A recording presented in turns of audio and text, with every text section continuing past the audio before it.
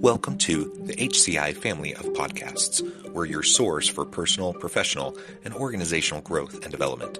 We share our own original research, explore industry trends, and interview executives and thought leaders from across the globe. Join us for practitioner-oriented content around all things leadership, HR, talent management, organizational development, and change management. Maximize your personal and organizational potential with the HCI family of podcasts.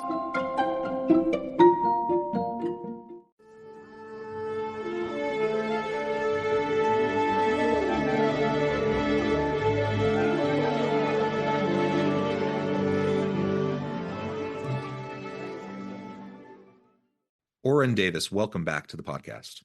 Thanks, Jonathan. Always a pleasure. It is a pleasure to be with you again. Longtime listeners will recognize Orin, who's joined me at least 2 times, maybe 3 times over the last few years. We've gotten to know each other, and it's been great to interact with you. And today we're going to be talking about the shifting nature of performance management. Certainly, things have been changing in recent decades and in recent years around kind of best practice, what works, what doesn't work. And our experience has been pretty uniformly that most organizations are lagging in adjusting their practices to better suit the real needs and the gaps that they may be facing around performance within the organizations. So we're going to unpack all of that and try to explore that together today. As we get started, I wanted to share Orin's bio with everybody. Orin Davis earned the first doctorate in positive psychology and is a self-actualization engineer who enables people to do and be their best. He consults for companies from startups to multinationals on hiring strategies, culture, innovation, diversity, equity, inclusion, and employee well-being, and coaches people at all levels on building self-knowledge and developing personal and professional growth strategies. As the principal investigator of the Quality of Life Laboratory, he conducts research on flow, creativity, hypnosis, and mentoring. Dr. Davis teaches business at Columbia University and gives workshops and lectures globally about human capital, creativity, and innovation, and positive psychology. He is a startup advisor who helps early-stage companies enhance their value propositions, pitches, culture, and human capital, and writes and speaks avidly about human capital, creativity, and innovation, and positive psychology. And that's really a brief introduction. Or anything you would like to highlight by way of your background or personal context before we dive on in further? Among other things, I've been doing a lot of work with companies, especially a lot of startups lately, on how they do their hiring and looking at how we can do more with D&I, diversity and inclusion, because we've got a backlash against it. We're now trying to push back against that backlash because it really has got a lot of important principles that we need to be following. So I'm trying to be at the cutting edge of that and doing some new work on that, and possibly even ways of measuring diversity and inclusion. Yeah, excellent, excellent. And in the pre-interview, we were chatting, thinking maybe we would focus on the hiring piece. We decided to focus on the performance management piece, but they really are part of the same thing, right? Yeah, it all goes together. It all goes together. And, some of what I'm thinking is, the book and then the movie Moneyball. For anyone who's seen that, or if you've seen that recently, I love that movie just in and of itself. It's a great movie. There's a reason why it was a Best Picture nominee. It was just a really great movie. But from a HR and people management perspective, there are just so many great things there, and part of it comes back to really the nature of, like, do you know what you need on your team? That feeds into your recruitment, into your hiring practices, your onboarding, your performance management, et cetera, et cetera. It feeds into all of it. And Definitely. so after that movie came out, it started to popularize. You started to see more and more people talk about the Moneyball approach to HR or to performance management or to hiring and such. And I'm just highlighting that now. I know that was over a decade ago, but I'm highlighting that now because it's still relevant. Like, we need to know what we need in a given position, in a given role. We need to know how this person is going to be able to help the team. That feeds into our hiring. That 100% should feed into our performance management process, whatever that looks like. And it's only once we have clear objectives and metrics, and then we measure them, that then we can do meaningful performance management. So anyways, on the outset, I just wanted to kind of draw that connection, because sometimes we think of these as completely separate things. And while they are unique, domains within the HR function, they heavily rely on one another. Absolutely. Actually, when I'm talking to clients about setting up their hiring practices, like one of the things I do is I work with a lot of startups on how to hire. They close the seed round of Series A, they don't know how to hire. One of the things I actually ask them to do is come up with a performance review for the person they're trying to hire. I actually tell them like start there Mhm. because you need to know like what kinds of outcomes are you going to want to measure out of this job before you actually even begin to hire them. Like, what do you need? And that actually helps you figure out what you need. And in a very real sense, the performance management process is, are we getting what we need out of this person? And a lot of times we are great. We're going to try to help grow this person, develop them further, stretch them so they're ready for the next opportunity. In some cases, we're not. Either they're subpar or they're just kind of barely meeting where we want them to be, and we really want them to grow into their role. So let's dive in and really talk about that. How do we, maybe we can start with kind of the traditional model, like what organizations have been doing for the last several decades and why that's insufficient and why we've started to see, more and more organizations adopting a shift. Yes, I mean the first thing I think we're seeing is that people are moving away from that whole once a year thing. But in the Yeah. past it was you get a once a year thing. Are you on Santa's nice list or are you on Santa's naughty list? And are you going to get a raise or not a raise or a promotion or not a promotion? We're figuring that out once a year in a world that's incredibly dynamic, in a world where things are changing all the time, jobs are changing all the time.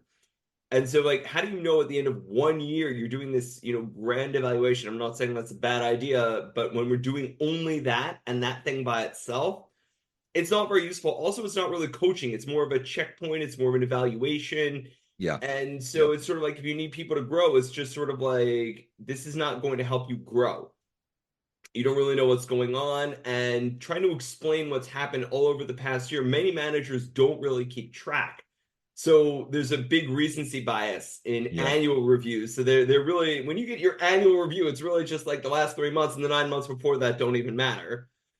So this obviously has needed to go. Most companies know that, but I think that a lot of folks are still stuck on, well, we need a way to know how to fire people. Everybody's very concerned with, the CYA of firing people or of layoffs, and they're using performance management as that background for the CYA thing. And that's CYA here being cover your actions.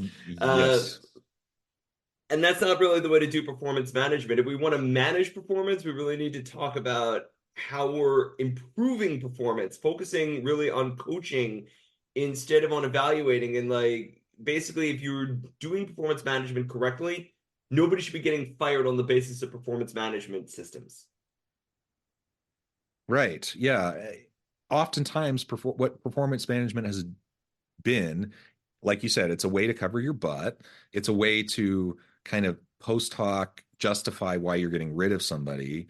But it's also a huge problem from an employment law litigation standpoint. So often, what you see in performance management documentation doesn't even line up, right? Like Yeah. someone who's gotten like multiple years in a row of like exceeds expectations, and then you're trying to claim you let go of them for performance issues, right? And so while I think it's been a checkbox largely for a lot of organizations from like a compliance standpoint, from a rightful termination standpoint, et cetera, it actually has hurt many organizations because it doesn't actually line up. So on that basis, once a year performance appraisals just don't work. I've heard the argument, well, is it better than nothing?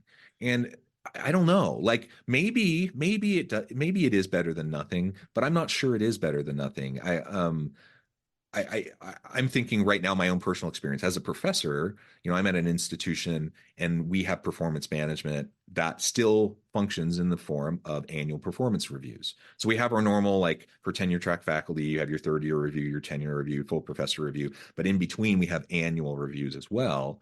Um, and, maybe that's better than not having anything on an annual basis, No, but, it's not. And the but cobbler's children are going barefoot. yeah, but I think for the most part it doesn't, because it gives this facade of like we are being attentive to the needs of our people. We are coaching based on performance. We're training based on performance. We're making hiring decisions based on performance. Blah blah blah. Like we make all these assumptions about these annual performance reviews. to justify them and to say how valid they are. But are they actually better than doing nothing? Oftentimes, I think the answer is no. And I think we're actually hurting ourselves because we have this false sense of security that, oh, we do performance management, we have a system. So that means we're on the right track. But I can tell you, not to throw my university under the bus, but our performance, well, I guess I will throw my university under the bus. You can We're a throw bit any of it's university under the bus like this. They almost all do the same thing. the performance management system for faculty, it's a joke. The timeline's a joke, the process is a joke, the value of it and like what we get out of it is a joke. And I say that as a department chair, one of my duties is to do these performance reviews for my faculty. So I do what the university requires me to do in terms of the annual performance appraisal, but I know full well it's a joke. Like it doesn't work as it is. And so as a department chair, what that means for me is I proactively have to, on my own, go above and beyond, to do something meaningful. I have to go above and beyond what the expectation is. I have monthly one-on-ones with each faculty member in the department. We talk about goals, we talk about growth, we talk about all the different things they need support with. And that becomes a more real-time, dynamic way to provide mentoring, coaching, feedback, to help address performance issues when they arise, as they arise, and not wait, for the some arbitrary end of the calendar year or end of the academic year or the fiscal year or whatever to try to address something that may have been an issue for a really long time, right? Absolutely. And so you bring up two really important things there. One of them, the second one here is actually the idea that when there are performance management issues, what we end up doing most of the time is we tell people, don't do that, or that was bad. And you're not telling people what you want them to do. And so one of the biggest changes we need to see in performance management is that we need to tell people, do this instead of this. You need to Mm-hmm. tell people what you want them to do instead of just saying like this is like you did this was bad, you were getting reprimanded for this and so on, or stop doing that thing. You need to think in advance, what do you want instead? And what I find a lot of people are doing is they're saying, well, I know what outcome I want, now you figure out how to get that outcome. And that's presuming that the outcome that they're looking for is reasonable. So no, you actually have to talk to people about the how they get the outcome. I mean, yes, at the end of the day, there's a certain outcome that needs to happen. But if you don't like how they're going about getting that outcome, then you need to say, instead of doing what you're doing, you need to do this thing to get this outcome. But the Yeah. weird part is sometimes that means you're changing someone's job. And a lot of people aren't thinking about the fact that when they do that, they're changing the nature of someone's job. This is not necessarily what they agreed to or what they signed up for. And people need to be patient with that. I mean, yes, jobs are changing. We're in a much more uncertain world. It's that whole VUCA thing that everybody's throwing around, Mm-hmm. volatile, uncertain, chaotic, and so on. Right? That in that world, your job can change, and suddenly, what you sign up for is not necessarily what's needed. Okay, you can adapt, but you're not necessarily going to adapt immediately. Performance management needs to keep that in mind. People don't adapt immediately. They're like, people say things like, "Oh, we'll give you a week or two to change on this." Nobody's changing in a week or two like this. It's insane. That's Only the most surface level things, yeah, right? Like you have someone who, like, if, sorry to use the university example, if I have a faculty member teaching a face-to-face class and they're not showing up to their class, that is something that I can sit down with them and say, this needs to change immediately. And like within a week, you better start showing up to your class or there's going to be consequences. yeah. That's fine. Most of the time when we're talking about performance issues, though, we're not talking about like easy surface level stuff like that. You're talking about ingrained attitude, behavior, interpersonal interactions, all those sorts of things that are, it's built upon a lifetime of experience and how we function in the world. And you're not going to change that on a dime with somebody. They have to maybe change their mindset. They have to develop new habits, to develop new patterns, change their approach. That takes time. That takes continual effort, regular coaching, regular feedback, check-ins, etc. You're never gonna flip on a dime. You say you have 2 weeks to fix this. No, it's just not going to happen. Nobody's also performance improvement plans similarly are like they're often, first of all, the timeline of performance improvement plans is way too short. And most of the time when people are getting performance improvement plans, I mean, that's just CYA for termination. But there's Yeah. one other thing you mentioned earlier that I actually want to bring back here, which is that one of the reasons why the normal performance management system is worse than nothing is actually, I'm going to go back to the Moneyball analogy. Mm. Often because they're not using the right statistics. And when you're measuring Yeah. something using the wrong stuff, that's worse than nothing. It's like using Yeah. personality to figure out whether you should hire somebody. People say it's better than, people say that that's actually useful. The only thing personality is might be better than nothing, but honestly, I can give you a lot of reasons why it isn't. Probably a discussion for another day. But also, spoilers to anybody who hasn't seen Moneyball, you might want to turn off right now. But one of the problems with Moneyball that the movie actually shows is that statistics work over a large group of people, and so yes, statistics work over the season, but a post games, the postseason games and the series, it's 7 games, winner take all, and as was demonstrated in the movie, large number models don't necessarily apply to just 7 games, and that Yeah. won't tell you anything. And so when people are trying to take these large statistical models, oh yeah, it's been largely shown on average things are like this. When you've got a small sample of people, that doesn't tell you very much. So like when you're looking at statistics about what people are like, and then you're looking at 5 candidates in your hiring pool, like your 5 finalists, you have to throw the statistics out the window now. They don't apply to your 5 finalists. There's only 5 of them. And similarly, when you're doing like performance management, what the averages, can be, should be, whatever, everybody's different.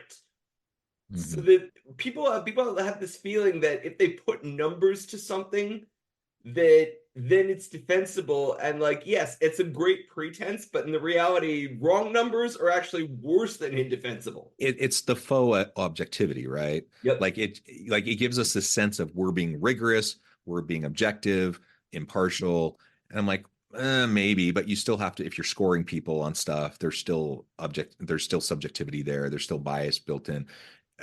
You make a really great point. In the aggregate, we can make generalizations using large models, large data models, large populations, etc. Once you start to drill down, though, into a small number of people for a particular type of a role, you can be informed by the big data, but you have to start dealing with people person to person.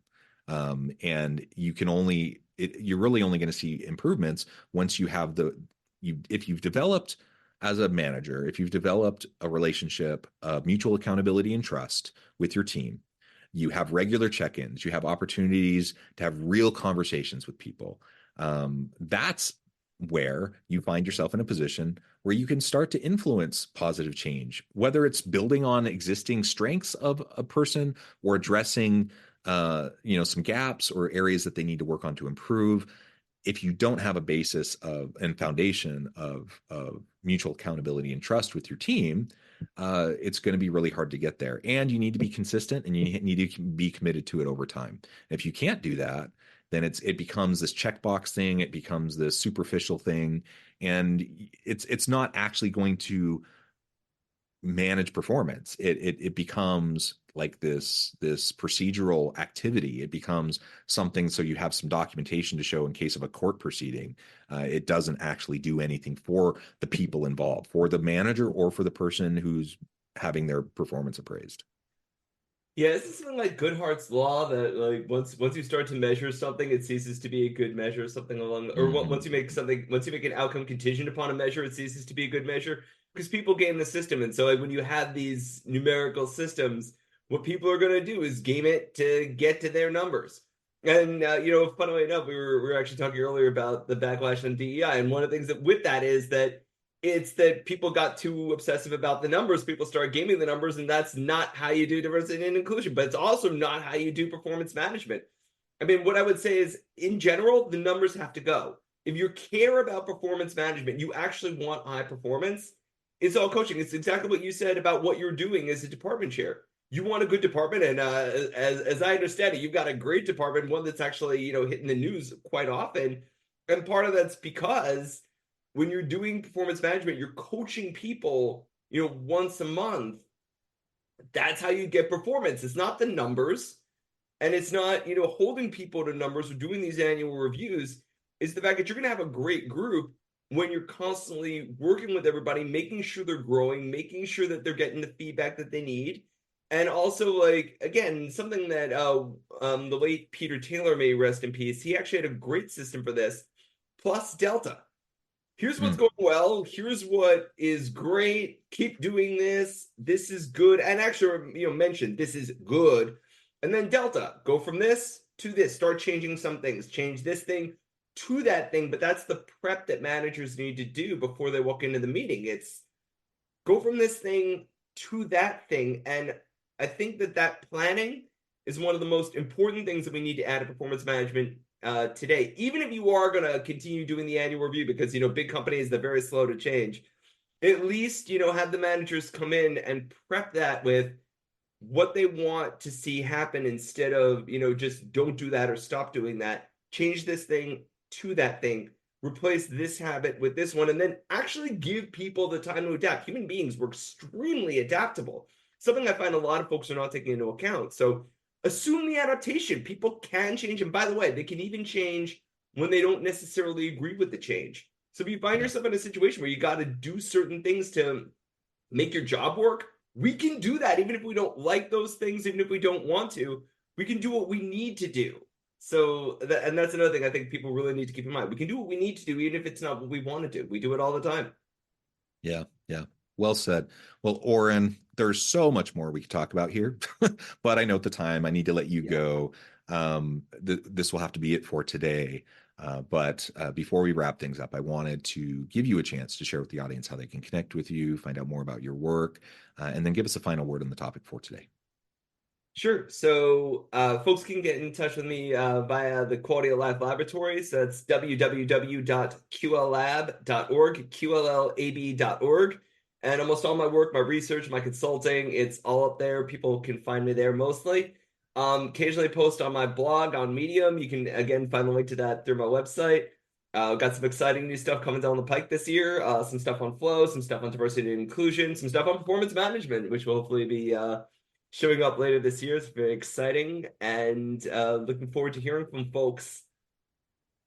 Wonderful. Orin, thank you so much. Oh, go ahead. I was gonna, yeah, as for last word, I was gonna say, like, the key to performance management is really coaching, not defense. Like you're looking to build, you're not looking to protect. I love it. That's a great way to end. Thank you so much, Orin. It's been a Thank pleasure. you, Jonathan. Always a pleasure. I encourage the audience to reach out, get connected, find out more about what Orin can do for you. And as always, I hope everyone can stay healthy and safe, that you can find meaning and purpose at work each and every day. And I hope you all have a great week.